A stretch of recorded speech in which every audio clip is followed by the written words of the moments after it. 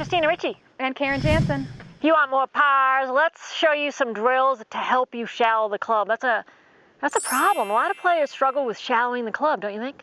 Yeah, I think it's a big problem a lot of the times because their backswing's not in a position to get it into a good position on the downswing. So we're going to show you some great drills to help you do that right now.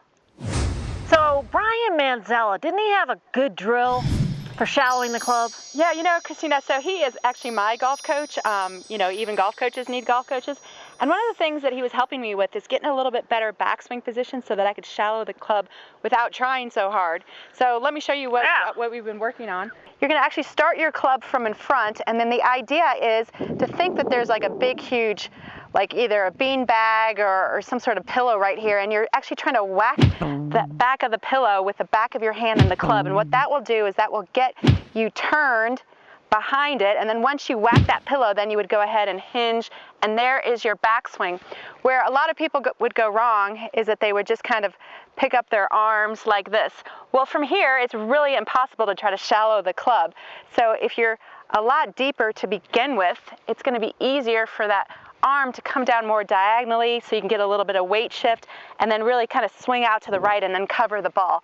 So just to have a good imagination, take the club from in front like this and do a couple of backswings where you really try to feel like you're whacking the pillow, and then swing to the top like that, and you'll feel deeper, more behind it. Now, Karen, turn to the camera so they can see the difference between what is deep and what is not. All right, so let's define deep. So you can see her hands. If I drew a line down from her hands, they're behind her trail shoulder.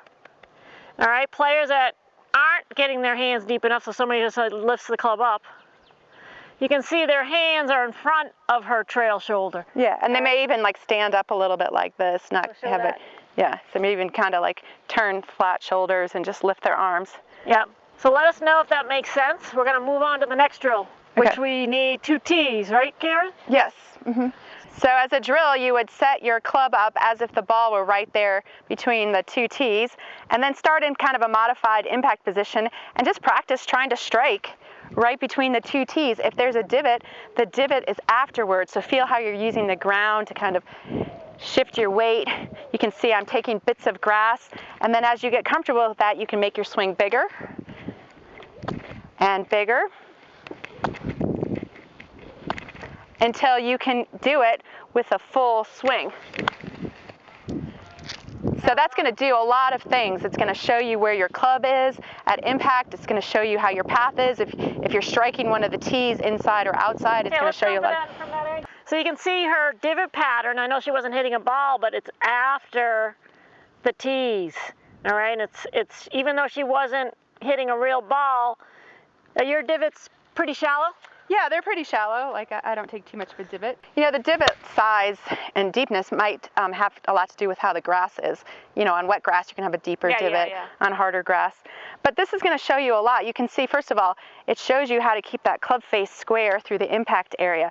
You'll see if your club is going through like this, or if you're closing it down too early. It will also help you with your path. You know, you don't want to strike the outside one or come too much from the inside. You want to try to get to the point where you can strike between the 2. And you might have to start off super slow and super small like this until you can get it, and then you can go bigger and bigger until you can get to the point where you can do a full speed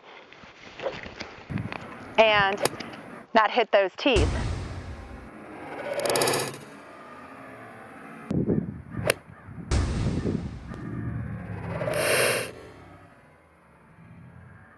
All right, so those 2 drills are awesome. We've got a third one. Yes, we do. What is it? Yeah, and this is something that you can do without hitting a ball, just to give you the idea of how the club works. So what I like to have people do is go ahead and make a backswing. You put your grip on, and then you get to the top. And then what you're going to do is split your hands, take your backhand and put it like almost in the middle of the shaft, and make sure that that's loose because you want to pull the club down. Then from here, you're going to start your weight shift, and you're kind of pulling down with your left hand if you're a right-handed golfer like me, and then you're keeping the club head behind your hands with your right hand. So you can see here, I'm not letting the club head go from the outside. If I let go, this club head would go like this. So I'm actually physically holding the club behind, making me feel what it's like to hold the angle. So you get to a point where you can't hold the angle anymore, and then you would let it release, and that's how you get that club head speed. So you can get to the top and then actually maybe pull down once, twice, and then the third one, let it rip through. So you want to get that feeling of that club head lagging behind and the whooshing sound coming after the ball and the release, like that. So you don't even have to hit balls like that. You can just kind of practice this right here, add a little weight shift, be super dynamic, pretend like you're hitting a ball, and then let it whip through. So that's a great drill to do at home, right? Yeah, just to give you a feeling. A lot of the times, so drills are great because they get people in position that they wouldn't be able to do with their real swing when they're swinging fast. So if you do enough of the drills without a ball, it becomes ingrained, and then when you do go play or practice, it feels natural and comfortable. Yeah, that's a smart way to practice. 3 great drills to help you shallow the club.